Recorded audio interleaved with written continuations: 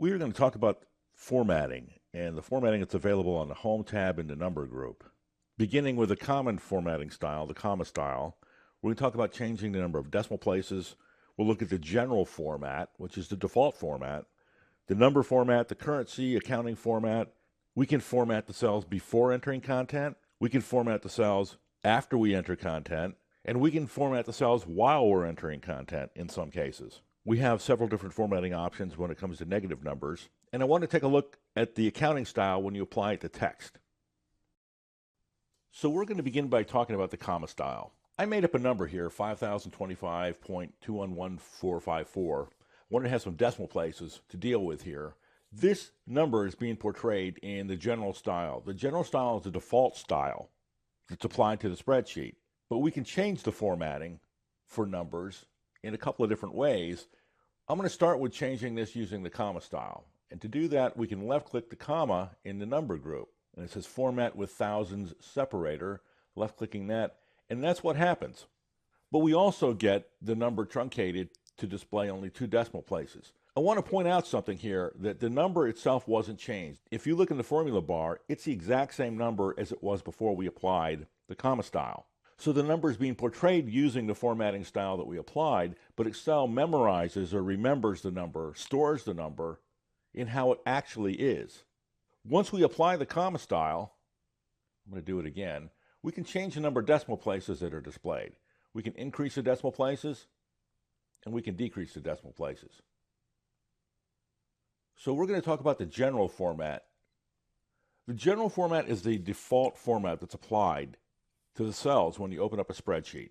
This cell's in the general format, this one, this one, this one. They're all in the general format where we do not get a comma separator, we don't show any decimals, unless there are actually decimals in the number, and in this case, this is a integer, there isn't any decimal places.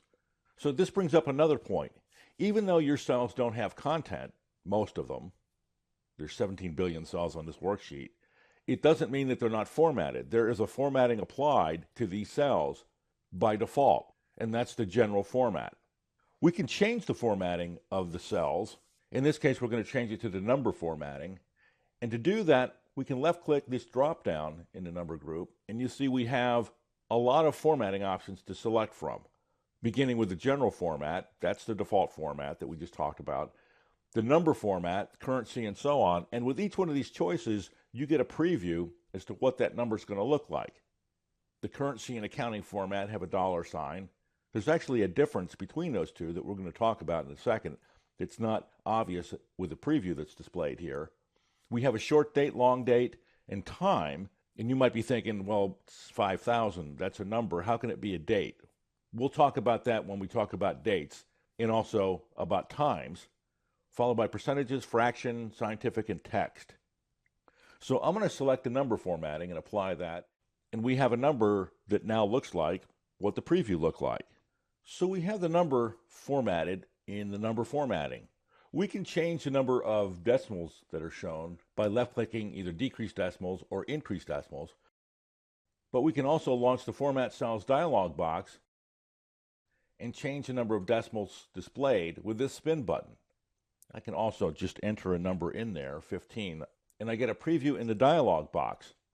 You can also apply the comma separator. I'm going to move this number down a bit and left-click OK, so those changes are applied in that cell.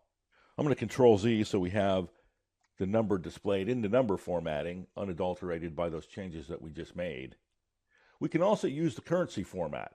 When I left-click the drop-down, I get the preview, as we talked about, applying the currency format. We have the comma separator applied, and we have a $sign that's right adjacent to the number. So we're going to apply the counting style next. And when I left-click the drop-down, the preview for the currency and the accounting style look identical. But when I apply the accounting style, we can immediately see that there's some differences. There's 2 differences. One is obvious. The $sign is floated to the left edge of the cell, which may make this easier to read. With the $sign snug right up against the number, it may make it more difficult to read the numbers. The other difference is a little bit more subtle, and that is that the number is offset from the right side of the cell by just a little bit. later on in the movie, we're going to find out why that is. And for that matter, the dollar sign, I explained it was right next to the edge of the cell. It really actually isn't. There's a space in between the edge of the cell and the dollar sign, which makes that easier to read. So we've been formatting the numbers after we put the numbers into the cell. But we can format the cells before we put any numbers into them. And that's what I've done here. This cell is formatted in the general format, which is the default format, as we mentioned. I put 5,000 in there, and it looks exactly like the cell above. This cell I pre-formatted, if you will, in the number format. So when I enter 5,000 into that cell, I get it displayed just like the value above because the formatting is the same in both cells and the content's the same in both cells. This one's in the currency format, 5,000. This one is in the accounting format, 5,000. There's still another way we could drive the formatting in cells, and this doesn't work for all of the different formatting options that we have, but it works for some of them. And it works for the currency format. And that is to enter the number like you see it. Enter the dollar sign, 5,000, enter. And I said it's the currency format, but it's sort of a hybrid between the currency and the accounting format. The space that we talked about in the accounting format on the right side of the cell is there. We don't have any decimal places, which is what we would get with the currency format. But the cell says it's formatted in the currency format style. We have some options when it comes to negative numbers. I'm going to select cell D13, launch the Format Cells dialog box, select number, and we have 4 different options when it comes to negative numbers. I'm going to select the first one, which is just to put a minus sign, go down, launch the Format Cells dialog box, go to the numbers options. I'm going to skip the second one because that will just make the font red, as you see, and go to the next one that actually inserts some parentheses. And once again, this is a formatting option. The content of the cell hasn't changed at all. It's still a minus 5,000, but the way the number's being portrayed changes. Looking at the last option we have, we can apply a red font and put those parentheses around the number as well. So the currency options for negative numbers, we're going to go to the currency choices, are similar. We can leave the minus sign before the number, we can apply the parentheses, and have the font red. For the accounting style, we have only one option to display the negative numbers in. We don't see that option portrayed, it's just going to show it when we apply the accounting style.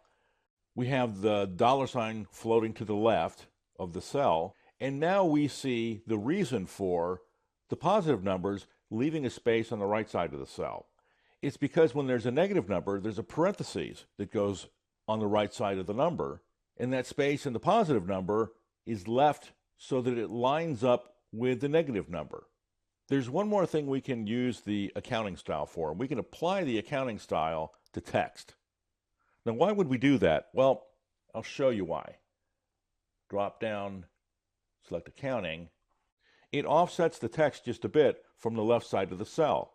And so the T in text is oriented in exactly the same place as the dollar sign is when there's a value in the cell. This can help with the readability.